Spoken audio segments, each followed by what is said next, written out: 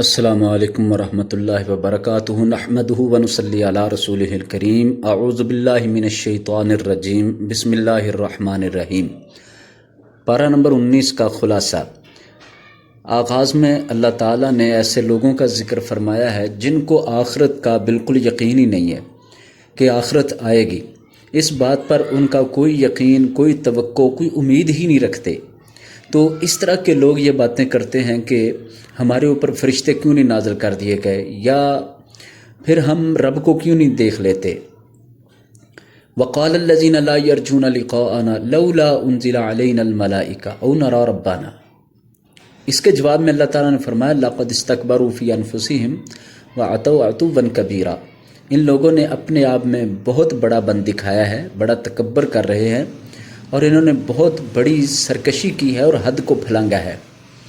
ہاں، یہ لوگ فرشتوں کو دیکھنا چاہتے ہیں کہ فرشتے ہمارے پاس خود آئیں، تو جس دن فرشتے ان کے پاس آئیں گے، یعنی موت کے لیے یا عذاب دینے کے لیے، تو اس دن پھر ان کو کوئی خوشخبری نہیں ہوگی، اس دن کوئی خوشی نصیب نہیں ہوگی، بلکہ یہ فرشتوں کو دیکھتے ہی کہیں گے کہ یہ ہم سے دور ہو جائیں اور ہم ان سے دور ہو جائیں۔ پھر یہ ان سے بچاؤ اختیار کریں گے، ان سے چھپنے کی کوشش کریں گے۔ پھر اس کے بعد اللہ تعالیٰ نے کچھ گناہگار اور ظالم لوگوں کا پچھتاوا ذکر فرمایا۔ یوم یعض الظالم علی یدیہ یقول یا لیتنی اتخذت مع الرسول سبیلا۔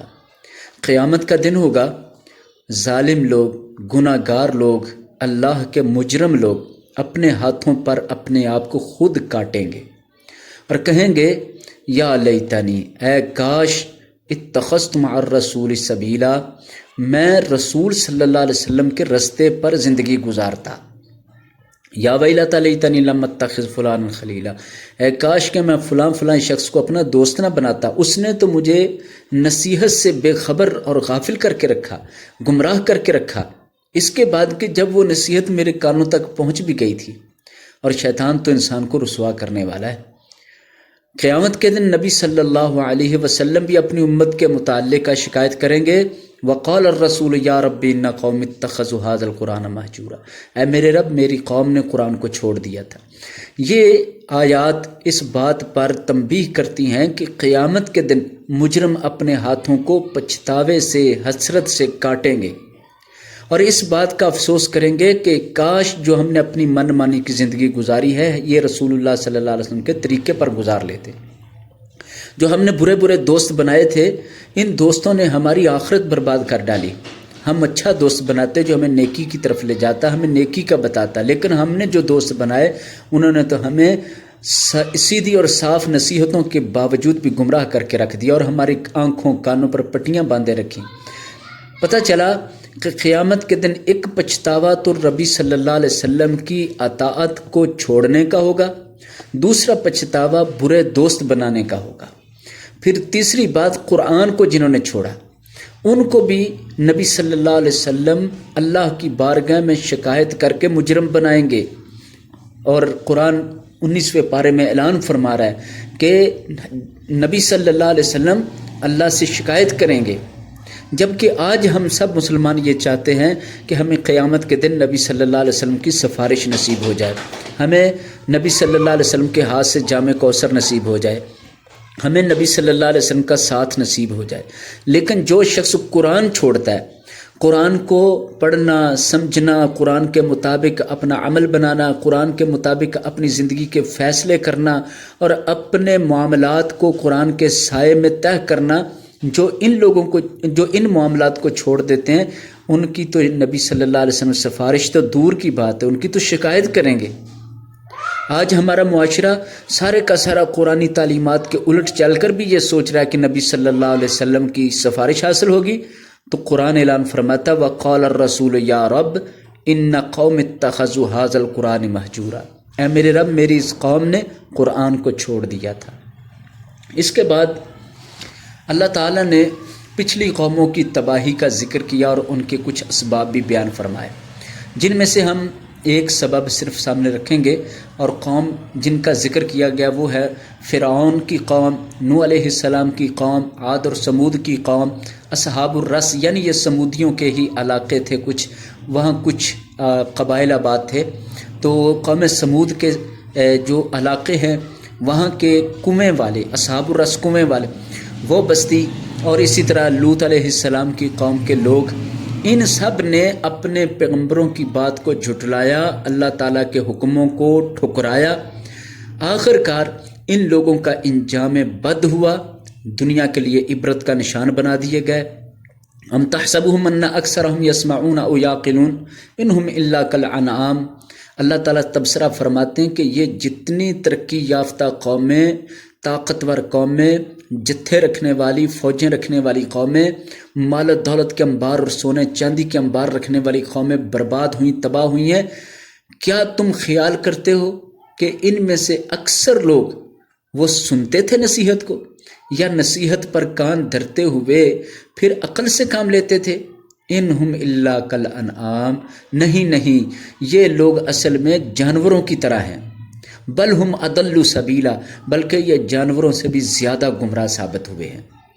تو اللہ تعالیٰ نے ان کو جانوروں سے بھی گھٹیا قرار دیا ہے، اور اس بات کا ذکر فرمایا کہ ان کی تباہی کا سبب یہ ہے کہ یہ اللہ تعالیٰ کی بات کو توجہ نہیں دیتے تھے، دھیان نہیں دیتے تھے۔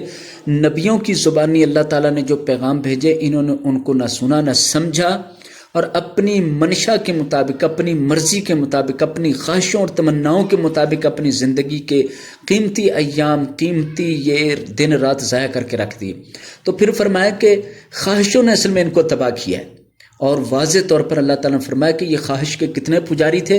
ارأیت من اتخذ الہہ ہوا، کیا تو نے دیکھا ہے ایسا شخص جس نے اپنی خواہش کو اپنا خدا یعنی اپنا الہ بنا لیا، اپنا معبود ہی بنا لیا؟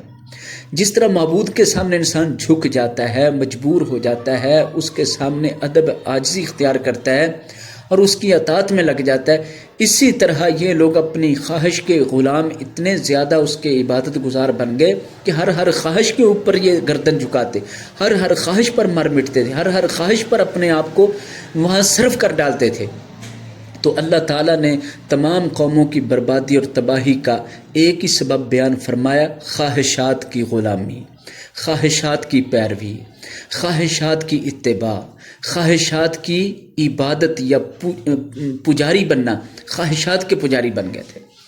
اس کے بعد اللہ تعالیٰ نے اپنی وحدانیت کے دلائل بیان فرمائے ہیں کہ یہ جو دھوپ اور چھاؤں کا نظام اللہ نے بنایا، پھر اللہ تعالیٰ نے سائے پیدا فرمائے، ہر چیز کا سایہ ہے، تو یہ سائے کس طرح آہستہ آہستہ لمبے ہوتے جاتے ہیں؟ کون ہے وہ ذات جو ان سایوں کو بناتا اور لمبا کرتا ہے؟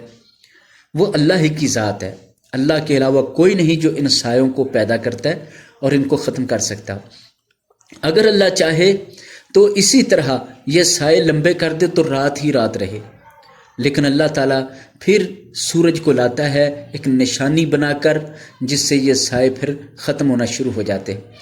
دن کو کام کاج کے لیے بنایا، رات کو لباس اور نیند کا ذریعہ بنایا، پھر رحمت والی بارش اور اس سے پہلے ٹھنڈی ہوائیں چلائی، پھر اللہ تعالیٰ نے اس کے ساتھ پانی کے چشمے بہا دیے، 2 دریا ایسے چلائے جس میں ایک میٹھا اور دوسرا نمکین کڑوا پانی ہے، تو یہ دونوں آپس میں مکس نہیں ہوتے، ایک دوسرے کے ساتھ ملتے نہیں۔ کون سی ذات ہے جو ان پانیوں کو آپس میں ملنے نہیں دیتی؟ نمکین اور میٹھے کو، کڑوے اور میٹھے کو الگ الگ کون رکھ رہا ہے؟ پھر 5ویں نمبر پر دلیل بیان فرمائی کہ پانی سے ہی ہم نے بشر کو تخلیق کیا ہے، اور اس بشر کے پھر رشتے ناتے بھی ہیں، داد کے ہیں، نان کے ہیں، یہ سب رشتہ داریاں بھی اس کو عطا کر رکھی، اللہ کے علاوہ کوئی اور نہیں جو ایسا کر سکے۔ 6 نمبر پر زمین و آسمان کی دلیل پیش فرمائی، اور جو کچھ ان کے درمیان ہے 6 دن کے اندر اس کی تخلیق فرمائی۔ یہ 6 بڑی دلیلیں اور بڑی قدرت کی نشانیاں بیان کر کے فرمایا کہ یہ لوگ اللہ کی اتنی بڑی بڑی نشانیاں نہیں دیکھتے، اللہ کے بڑے بڑے کارنامے، اللہ کی قدرت کی نشانیاں نہیں دیکھتے، بلکہ وَيَعْبُدُونَ مِن دُونِ اللَّهِ، اللہ کے علاوہ کی عبادت کرتے ہیں، اللہ کو چھوڑ کر اوروں کی پرستش کرتے ہیں، مَا لَا يَنْفَعُهُمْ وَلَا يَضُرُّهُمْ، جو نہ ان کو نفع دے سکتے ہیں نہ نقصان ہی دے سکتے ہیں، یعنی کہ وہ نفع نقصان کی طاقت ہی نہیں رکھتے۔ پھر بھی یہ لوگ ایسے نا طاقتی اور کمزوری والے، بلکہ اتنے زیادہ بے بسی والے ان بتوں کو یا ان شخصیات کو یا ان ہستیوں کو پوجتے اور ان کی عبادت کرتے ہیں۔ وَكَانَ الْكَافِرُ عَلَىٰ رَبِّهِ ظَهِيرًا، اور حقیقت تو یہ ہے کہ یہ کافر اپنے رب کے سامنے دلیر بنا پھرتا ہے، اپنے رب کے مقابلے میں کھڑا ہو گیا۔ تو قرآن پاک کا مطالعہ بتاتا ہے کہ شرک اللہ تعالیٰ کو بہت ناگوار لگتا ہے، بہت برا لگتا ہے۔ اللہ تبارک و تعالیٰ نے شرک کی بار بار نفی فرمائی ہے اور شرک کو بہت ہی بری اور غصے کی لہجے میں بیان فرمایا ہے۔ جہاں بھی شرک کا معاملہ آتا ہے اللہ تعالیٰ اپنی توحید کے دلائل کی بارش برسا دیتے ہیں اور آخر میں فرماتے ہیں ان لوگوں کو کیا ہو گیا ہے، یہ اس قدرت والے، طاقت والے، عظمت والے رب کو چھوڑ کر، جس کی تخلیقات کے جلوے ہر طرف پھیلے ہوئے ہیں، اس رب کو چھوڑ کر یہ غیر اللہ کی عبادت کرتے ہیں جو نہ نفع کی طاقت رکھتا ہے نہ نقصان کی۔ یہ نفع اور نقصان کی جو بار بار دلیل آتی ہے یہ بہت سمجھنے کے قابل ہے کہ جو چیز نفع نقصان نہیں دے سکتی اس کو رب کیسے بنایا جا سکتا ہے۔ جس کو لوگ اپنے نفع نقصان کا کچھ مالک سمجھ بیٹھے ہیں وہ تو اپنی ذات کو نفع نقصان نہیں دے سکتے، تمہارے نفع نقصان کے کیسے ذمہ دار بن سکتے ہیں۔ اس کے بعد اللہ تعالیٰ نے عباد الرحمن کا ذکر فرمایا، عباد الرحمن کی صفتیں اور خوبیاں بیان فرمائے۔ عباد الرحمن کا معنی اللہ کے بندے۔ اللہ نے کن لوگوں کو اپنے بندے قرار دیا ہے؟ یقیناً وہ بندے بڑے خوش نصیب اور بہت اعلیٰ ہیں، بہت بلند و بالا ان کی عظمت ہے جن کو اللہ اپنا بندہ قرار دے، یعنی وہ اللہ کے پیارے ہیں، وہ اللہ کے ولی ہیں، وہ اللہ کے دوست ہیں، وہ اللہ کے قریبی ہیں، وہ اللہ تعالیٰ کے ساتھ بہت اچھا تعلق رکھنے والے ہیں، اللہ ان پر خوش اور راضی ہے، اللہ تعالیٰ ان کی تعریف کرتا ہے جس طرح کوئی کسی کی تعریف اس وقت کرتا ہے جب اس سے خوش ہو جائے۔ تو اللہ تعالیٰ عباد الرحمن کی تعریف اس لیے کر رہے ہیں کہ اللہ تعالیٰ ان پر بہت راضی اور خوش ہے۔ تو ان کی خوبیاں بتائی گئیں کہ وہ کون لوگ ہیں، وہ کون سی خوبیاں ہیں جن کی بنا پر اللہ تعالیٰ نے ایسی خوبیوں کے حاملین کو اپنا خاص بندہ قرار دیا یا اپنا دوست قرار دیا ہے۔ تو ان کی 10 خوبیاں یہاں بیان کی گئی ہیں۔ تو سب سے پہلی خوبی زمین پر عاجزی سے چلتے ہیں، یعنی زمین پر اکڑ کر تکبر سے نہیں چلتے، زمین پر پاؤں زور زور سے مار کے نہیں چلتے، بلکہ زمین پر عاجزی سے اور نرمی سے چلتے ہیں، نہ بہت سست ہو کر نہ بہت ہی زیادہ فسادی ہو کر، درمیانی چال، شریفانہ چال ان کی ہوتی ہے۔ دوسرے نمبر پر فرمایا جب بھی کبھی جاہل سے ان کا مکالمہ ہو جائے یا جاہل ان سے مخاطب ہو جائیں تو وہ سلام کر کے وہاں سے نکل جاتے ہیں، کیونکہ جہالا بات بات پر الجھتے ہیں، شور مچاتے ہیں، بحث بناتے ہیں، تو وہ ایسے لوگوں کے ساتھ الجھنا نہیں چاہتے۔ تو اللہ کے بندے الجھاؤ سے بھی بچتے ہیں اور جہالا کے ساتھ مقابلہ نہیں کرتے، جہالا کے ساتھ زیادہ گفتگو نہیں کرتے، بلکہ سلام کر کے وہاں سے نکل جاتے ہیں۔ تیسری خوبی بیان کی ہے کہ اللہ کے بندے رات کو اللہ کے سامنے قیام اور سجدہ کرتے ہیں، یعنی یہ تہجد کا ذکر کیا جا رہا ہے کہ تہجد کے وقت آدھی رات کو اٹھ کر اللہ کے سامنے سجدہ کرتے، قیام کرتے اور پھر اپنے سجدوں میں، اپنے قیام میں اللہ تعالیٰ سے دعائیں بھی مانگتے ہیں اور اس بات کی دعا مانگتے ہیں ربنا اصرف عنا عذاب جہنم ان عذابها کان غراما انہا ساءت مستقرا و مقاما۔ اے ہمارے رب ہم سے جہنم کا عذاب دور کر دے، جہنم کا عذاب بہت سخت ہے، بہت ہی سخت ہے، اے اللہ تو ہمیں جہنم کے عذاب سے بچا۔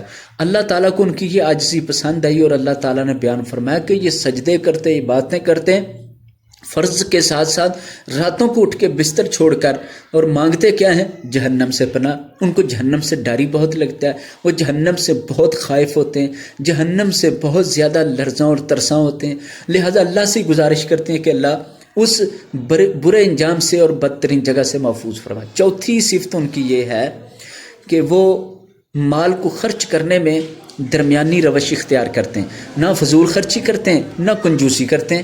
پانچویں صفت اللہ کے ساتھ کسی اور کو پکارتے نہیں، یعنی شرک نہیں کرتے۔ سب سے بڑا شرک تو پکارنے کے ساتھ ہوتا ہے، اللہ کے ساتھ اوروں کو پکارتے نہیں ہیں۔ مدد ہے تو اللہ سے مانگتے ہیں، اللہ ہی کو اپنی مشکل میں پکارتے ہیں، حاجت میں بھی اللہ ہی کو پکارتے ہیں، اللہ کے علاوہ کسی اور کو نہیں پکارتے۔ چھٹی صفت کسی جان کو ناحق قتل نہیں کرتے۔ ساتویں صفت زنا اور بدکاری نہیں کرتے۔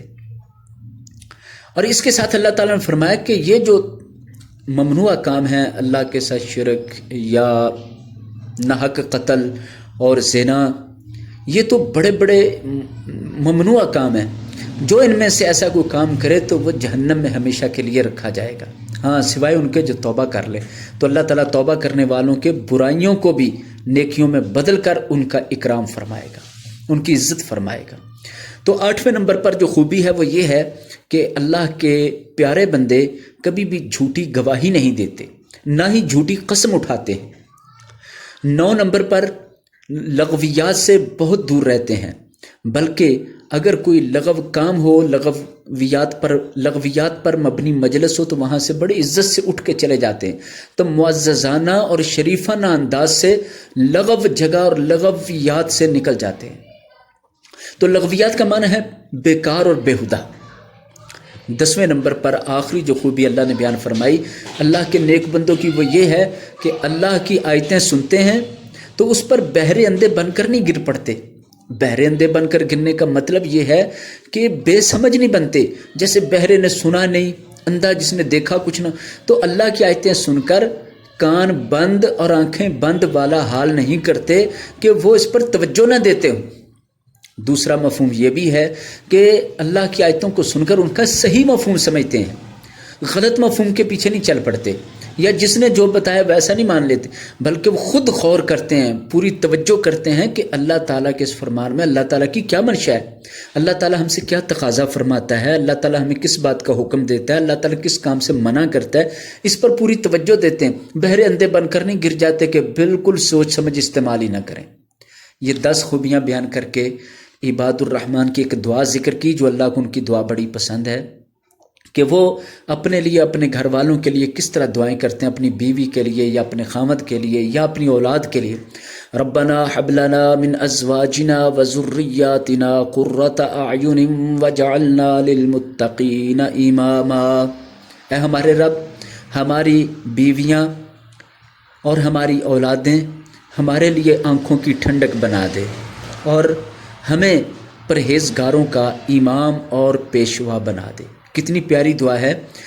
ایک تو گھر کا سکون مانگ لیا، پھر تقوی اختیار کرنے والوں کی بھی امامت اور ان کی بھی رہبری مانگ لی کہ ہمیں ایسا بنا کہ صرف پرہیزگاری نہیں، پرہیزگاروں کا بھی امام بنا دے. تو جی اللہ تعالیٰ سے دل کھول کے مانگنا چاہیے، جتنا چاہے انسان مانگے، بڑے سے بڑے درجے کی دعا کرنی چاہیے. اللہ کا ہی تو در ہے جس سے ہر امید لگائی جا سکتی ہے اور ہر طرح کا مانگا جا سکتا ہے، بڑے سے بڑی چیز مانگی جا سکتی ہے. اس کے بعد عباد الرحمن کا انعام ذکر فرمایا، اولئک یجزون الغرفۃ بما صبروا. یہ ہیں وہ لوگ جنہوں نے دنیا کے اندر مشکلات پر صبر اختیار کیا، نیکی کرتے ہوئے بھی جو تنگی مشقت آئی اس پر صبر اختیار کیا. ان کو اللہ تعالیٰ بالا خانے عطا فرمائے گا، جنت کے بلند و بالا مقام عطا فرمائے گا. وَيُلَقَّوْنَ فِيهَا تَحِيَّةً وَسَلَامًا. تحفے بھی ہوں گے، سلام بھی ان کو پیش کی جائے گی. خالدین فیہا، ہمیشہ جنتوں کے مالک بن کے رہیں گے. حسنت مستقرا و مقاما. یہ عارضی اور مستقل ہر لحاظ سے ٹھکانہ بہت خوب اور اچھا ہے. اللہ تعالیٰ نے اس سورہ کے آخر میں جو سورۃ الفرقان ہے اس کے آخری آیت میں فرمایا، قُلْ مَا يَعْبَأُ بِكُمْ رَبِّي لَوْلَا دُعَاؤُكُمْ. اگر تم ایمان نہ لاتے تو اللہ کو تمہاری کوئی پرواہ نہ تھی. تمہارے ایمان کی وجہ سے اللہ نے تمہاری پرواہ کی ہے، اللہ نے تمہیں عزتیں دی ہیں، عظمتیں دی ہیں، انعامات سے نوازا ہے. فَقَدْ كَذَّبْتُمْ فَسَوْفَ يَكُونُ لِزَامًا. اگر ایمان نہ لاتے تو تم نے جھٹلایا تھا، جس کی بنا پر جہنم کا عذاب تمہارے ساتھ چمٹ جاتا. اس کے بعد اگلی سورہ شروع ہو رہی ہے، سورۃ الشعراء. اللہ تعالیٰ نے اس کے آغاز میں نبی کریم صلی اللہ علیہ وسلم کو تسلی اور حوصلہ دیا کہ آپ اپنے دل کو تنگ نہ کریں، اتنی پریشانی لوگوں کی نہ لیں کہ آپ اپنے آپ کو ہلاک ہی کر لیں. اس بات پر کہ یہ ایمان نہیں لاتے، ایمان لائیں یا نہ لائیں، آپ ان کی طرف سے کسی طرح اپنے دل کے اندر اتنی تنگی بوجھ نہ پیدا کریں کہ آپ اپنے آپ کو ہلاک اور بیمار کر لیں. اگر ایمان کے لیے ہم خود چاہیں اور زبردستی کرنا چاہیں تو آسمان سے ایک کی نشانی اتاریں گے تو یہ سب کے سب لوگ گردنیں جھکا لیں گے. اللہ تعالیٰ نے آپ صلی اللہ علیہ وسلم کو تسلی دی اور فرمایا کہ اللہ تعالیٰ چاہے تو جو مرضی کر لے، لیکن اللہ نے جو امتحان رکھا ہے آپ اس امتحان کے سامنے صرف ان لوگوں تک پیغام پہنچائیں، اس سے اگلی بات کی پریشانی آپ نہ لیں۔ پھر یہ بھی فرمایا کہ ان سے پچھلے بھی کئی لوگ تھے جو جھٹلاتے آئے ہیں، تو جھٹلانے والوں کا حال جیسا ہوا ہے ویسا ہی ان میں سے جھٹلانے والوں کا بھی ہونے والا ہے، آپ ان پر اتنا پریشان نہ ہوں۔ پھر اللہ تعالیٰ نے دو قوموں کا ذکر تفصیلاً فرمایا، ایک تو قوم فرعون کا کہ موسیٰ علیہ السلام کے ساتھ کس طرح فرعون نے کلام کیا، گفتگو کی، احسان جتلائے، اور موسیٰ علیہ السلام سے بات کرتے ہوئے کہنے لگا اگر تم پیغمبر ہی ہو تو چلو نشانی دکھاؤ۔ جب نشانی دکھائی تو کہنے لگا یہ تو جادو ہے کہ آپ نے ہاتھ چمکتا ہوا دکھا دیا اور لاٹھی کو سانپ بنایا، یہ جادو، میں جادوگروں سے مقابلہ کرواتا ہوں۔ مشہور واقعہ، جادوگروں سے مقابلہ کروایا، آخر کار اللہ تعالیٰ نے جادوگروں کو شکست دی، جادوگر ایمان لے آئے۔ پھر اس کے بعد دریا میں اللہ تعالیٰ نے فرعون کو غرق کر دیا۔ اللہ تعالیٰ فرما رہے ہیں کہ جس طرح فرعون نے سب کچھ دیکھ لیا، سمجھ لیا، اس کے باوجود جھٹلانے پر بضد رہا تو اس کا انجام دریا میں غرق ہو کر مرنا تھا، وہ اور اس کے سارے لشکر وہاں غرق کر کے تباہ کر دیے گئے۔ پھر اللہ تعالیٰ نے ابراہیم علیہ السلام کی قوم کا ذکر فرمایا کہ ابراہیم علیہ السلام کی قوم کو دیکھیں، ابراہیم علیہ السلام نے کوئی تھوڑی محنت کی ہے، دن رات ایک کر دیا ان کو توحید سمجھانے میں، اللہ کا درجہ سمجھانے میں، اللہ تعالیٰ کا مرتبہ سمجھانے میں اور شرک کی قباحت سمجھانے میں۔ قالوا نعبد اصناما، آگے سے کہتے تھے ہم بتوں کی پوجا کرتے، فنظل لها عاکفین، ہم ان کے لیے ٹھہرے رہتے ہیں، ہم انہی کے پاس مجاور بن کے بیٹھے رہتے ہیں۔ یہ ہمارے باپ دادا کا طریقہ چلتا آ رہا ہے۔ ابراہیم علیہ السلام نے بس دو باتیں بولی، هل يسمعونكم اذ تدعون او ينفعونكم او يضرون، مجھے یہ بتاؤ باپ دادا بھی تمہارے اور تم بھی جن بتوں کو پوجتے آ رہے ہو، جن کے پاس بیٹھے رہتے ہو، کیا جب تم پکارتے ہو تو یہ سنتے؟ دوسری بات، کیا یہ نفع اور نقصان دینے پر کچھ اختیار رکھتے ہیں؟ ان دو سوالوں کا ان کے پاس جواب نہیں تھا، بلکہ وہ آگے سے کہتے تھے ہمارے باپ دادا نے جو کیا ہم وہ کر رہے ہیں۔ لہٰذا ان دو سوالوں کو ہر دور میں ہر دور کے پیغمبر نے اپنی اپنی قوم کے سامنے رکھا کہ اللہ کو چھوڑ کے جن کو پکارتے وہ نہیں سنتے، نہ وہ نفع کی طاقت رکھتے ہیں نہ نقصان کی اپنے پاس کوئی طاقت اور قوت رکھتے ہیں۔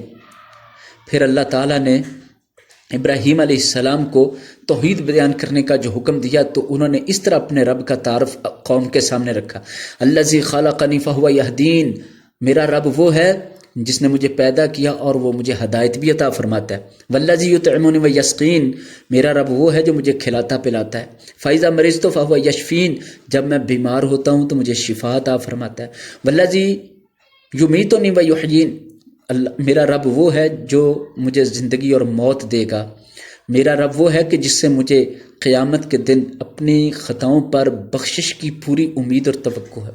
اللہ تعالیٰ نے یہ توحید کے لیے جو پیغمبروں کی ذمہ داری لگائی، پیغمبروں نے کھول کھول کے لوگوں کو اللہ تعالیٰ کا تعارف کروایا، لیکن لوگوں نے قبول نہیں کیا۔ ابراہیم علیہ السلام کی قوم نے بھی ابراہیم علیہ السلام کی باتوں کو تسلیم نہیں کیا۔ پھر اس کے بعد اللہ تعالیٰ فرماتے ہیں نوح علیہ السلام کی قوم، عاد سمود کی قوم، لوط علیہ السلام کی قوم اور اصحاب الایکہ یعنی شعیب علیہ السلام کی قوم، کتنی ساری قومیں گزری ہیں جنہوں نے اپنے پیغمبروں کو جھٹلایا۔ وما کان اکثر المؤمنین، اے میرے حبیب صلی اللہ علیہ وسلم، ان میں سے اکثریت ایمان لانے والے نہ تھے۔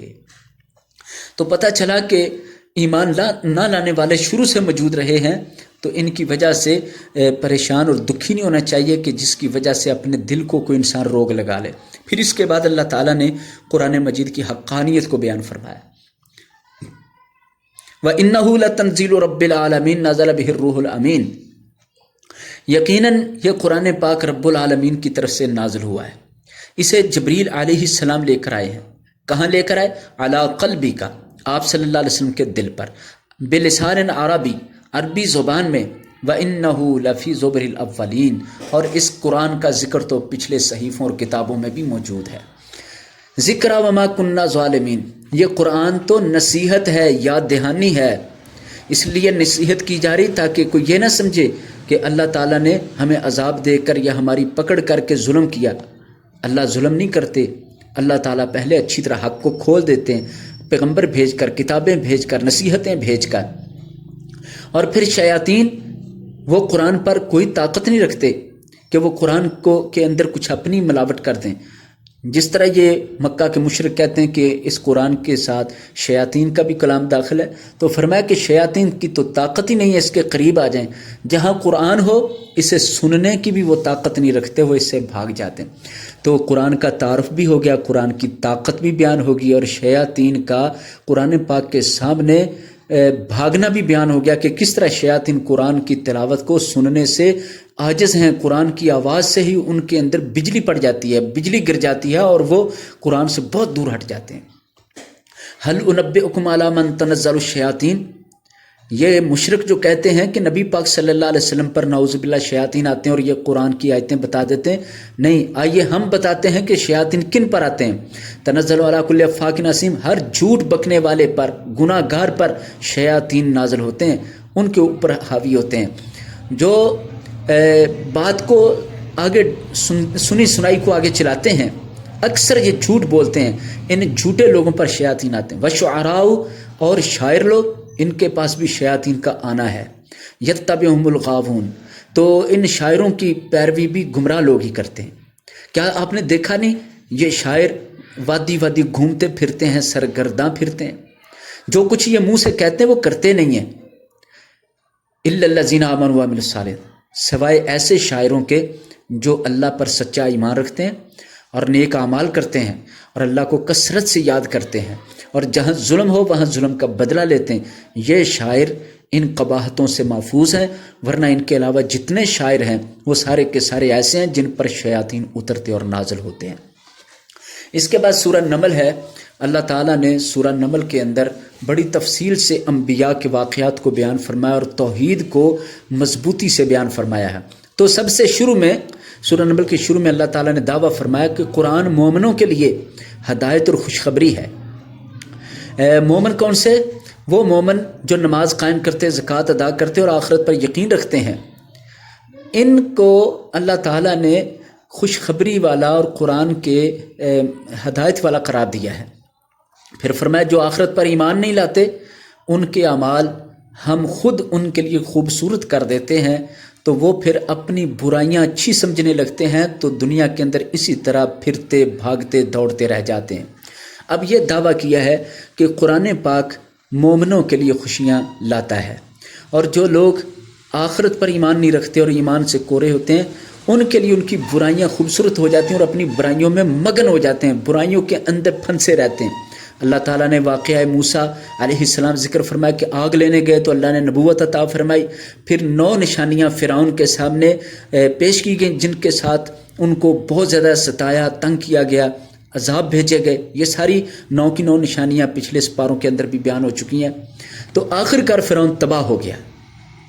تو بتایا گیا کہ فرعون اپنے برے اعمال کو اچھا سمجھتا رہا، اور موسیٰ علیہ السلام اور ان کے ساتھی وہ اللہ کی کتاب کے ساتھ جڑے رہے. آخر کار اللہ کی کتاب اور اللہ کے پیغمبر کی رہنمائی پر چلنے والے بچ گئے، اور فرعون وہ غرق ہو گیا، ختم ہو گیا.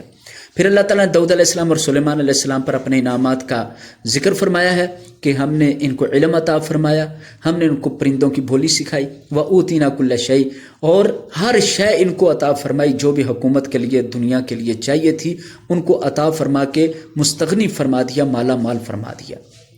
پھر اس کے بعد یہ بھی ارشاد فرمایا جن، انسان، پرندے، ان سب کے لشکر سلیمان علیہ السلام کے لیے جمع ہوا کرتے تھے. تو یہ انعامات ہیں. پھر ایک بار حضرت سلیمان علیہ السلام چیونٹیوں کی وادی کے پاس سے گزرے تو ایک چیونٹی وہ اونچی آواز میں کہنے لگی یا ایھا النمل ادخلوا مساکنکم، اے چونٹیوں اپنے اپنے گھروں میں داخل ہو جاؤ، سلیمان علیہ السلام اپنے لشکر ساتھ آ رہے ہیں، تمہیں اپنے پاؤں نیچے لے کے ہلاک کر ڈالیں گے اور ان کو پتہ نہیں ہوگا. یہ بات چیونٹی کی سلیمان علیہ السلام نے سن لی اور ہنس پڑے اور کہنے لگے اللہ تیرا شکر ہے، بلکہ تو مجھے شکر ادا کرنے کی توفیق عطا فرما جو تو نے مجھ پر انعام فرمایا، میرے والدین پر انعام فرمایا. مجھے نیک عمل کرنے کی توفیق عطا فرمانا جن سے تو راضی اور خوش ہوتا ہے، اور اپنی رحمت کے ساتھ مجھے نیک بندوں میں داخل فرما. تو اس کے بعد ایک اور واقعہ بیان فرمایا کہ سلیمان علیہ السلام نے ایک پرندے کو غائب دیکھا، ہدہد تھا. تو غصے میں آ کر فرمانے لگے کہ کہ میری اطلاع کے بغیر اور مجھ سے اجازت لیے بغیر یہ کہاں چلا گیا؟ جب ہی آئے گا تو میں اس کو سخت سزا دوں گا یا ذبح کر دوں گا، سوائے اس کے کہ کوئی اچھا عذر وغیرہ پیش کرے۔ تو تھوڑی دیر میں وہ پرندہ آ گیا، ہدہد آ گیا اور